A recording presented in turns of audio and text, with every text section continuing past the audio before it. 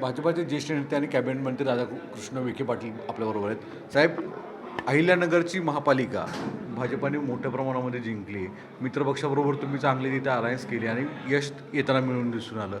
त्या प्रचारामध्ये अनेक वेगवेगळे आरोप केले गेले. भाजपाच्या भूमिकेवर, राष्ट्रवादीच्या भूमिकेवर वेगवेगळी भूमिका मांडली. एक ऐतिहासिक विजय अहिल्यानगर महापालिकेत आपल्याला मिळाला आणि भारतीय जनता पक्षाला सुद्धा एवढा मोठा विजय पहिल्यांदाच मिळाला महापालिका क्षेत्रामध्ये.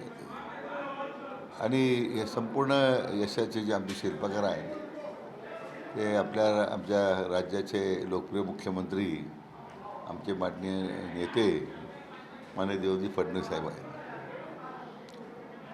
पक्षाचं धोरण हे सर्वसमावेशक कसं आहे, मग ते ग्रामीण भागासाठी असेल, शहरी भागासाठी असेल. आणि लोकांना त्यांनी दिलेलं आश्वासन हे आश्वासक वाटलं.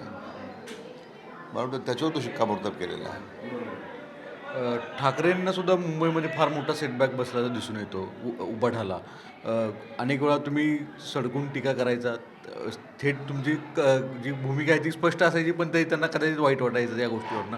आज काय सांगाल की मुंबईमध्ये सुद्धा ठाकरेंना एक मोठा सेटबॅक बसला आहे.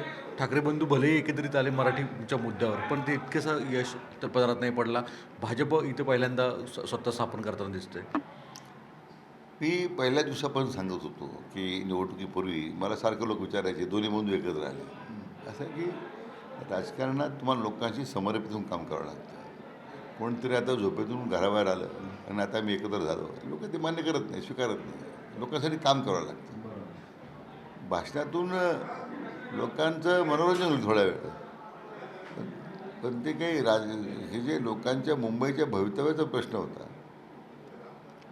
मागच्या काही वर्षांमध्ये माननीय देवेंद्रजी फडणवीस साहेबांच्या माध्यमातून जे पायाभूत सुविधांचे जे उभारणी होते, जे प्रकल्प यशस्वी होत आहेत, घोषणा नाही फक्त. मी नेहमी सांगतो की मुंबई मेट्रो ही केवळ आणि केवळ फक्त माननीय देवेंद्रजींच्यामुळेच होऊ शकली. कोस्टल रोड परिपूर्ण जो झाला आज, तो फक्त मात्र त्यांच्यामुळेच होऊ शकला. आता सेतूची आपण निर्मिती पाहतो, पण त्याबरोबर मुंबई शहराची जी विकासाची गती जी आता महाराष्ट्र थांबणार नाही म्हणून त्यांनी जे सांगितलं होतं ते लोकांना प्रत्यक्ष दिसते आज.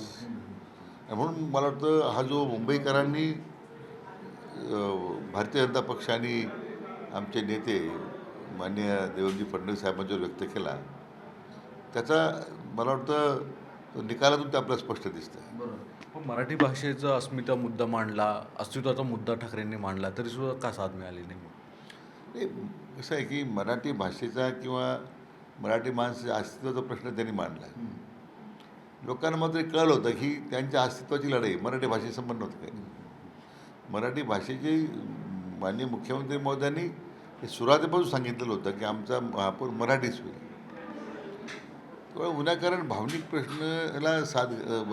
प्रश्नाला फुंकर घालत त्या ठिकाणी लोकांमध्ये एक प्रकारचा बुद्धिभेद निर्माण करण्याचा प्रयत्न त्यांनी केला, पण जनतेने त्यांना साथ दिली नाही.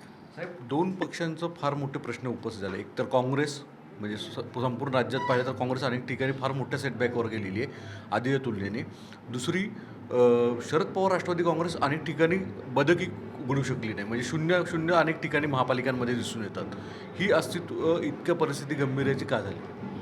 नाही, आता कसं आहे की या राजकीय पक्षाचं अस्तित्व संपुष्टात येणार आहे. नेहमी असं आहे की एका काँग्रेस पक्षाची पक्षाला दिशाहीन नेतृत्व आहे. देश पातळीवर त्याची अवस्था काय झालेली मी सांगण्याची गरज नाही.